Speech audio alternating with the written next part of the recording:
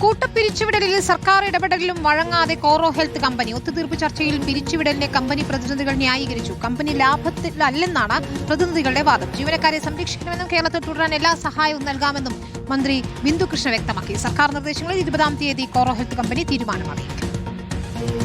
800 ജീവനക്കാർക്ക് ഒറ്റദിനം തൊഴിൽ നഷ്ടമായതോടെയാണ് കോറോ ഹെൽത്ത് കമ്പനിയുമായി സർക്കാർ ഒത്തുതീർപ്പ് ചർച്ച നടത്തിയത്. വഴങ്ങാതെ കമ്പനി സാമ്പത്തിക പ്രതിസന്ധിയെന്നും പിരിച്ചുവിടൽ അനിവാര്യമെന്നും വാദിച്ച് കമ്പനി പ്രതിനിധികൾ.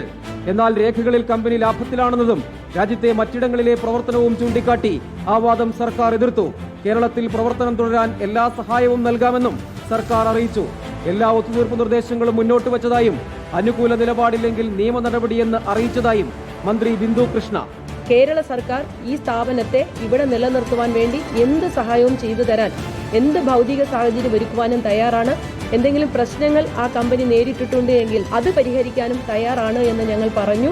തീരുമാനമാകും വരെ ജീവനക്കാരെ ഓഫീസിൽ പ്രവേശിക്കാൻ അനുവദിക്കണമെന്ന നിർദ്ദേശവും കമ്പനി തള്ളി.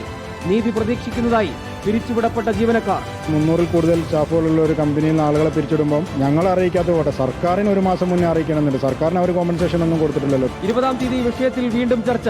സർക്കാർ നിർദ്ദേശങ്ങളിൽ എന്ത് ചെയ്യാനാകുമെന്ന് അറിയിക്കാനാണ് കമ്പനിക്കുള്ള നിർദ്ദേശം. വിഷയത്തിൽ കേന്ദ്ര സർക്കാർ ഇടപെടൽ കൂടി തേടുകയാണ് സംസ്ഥാന സർക്കാർ. മന്ത്രി ബിന്ദു കൃഷ്ണ തിങ്കളാഴ്ച കേന്ദ്ര തൊഴിൽ മന്ത്രി മൻസുഖ് മാണ്ഡവ്യയുമായി കൂടിക്കാഴ്ച നടത്തും. റിപ്പോർട്ടർ, കൊച്ചി.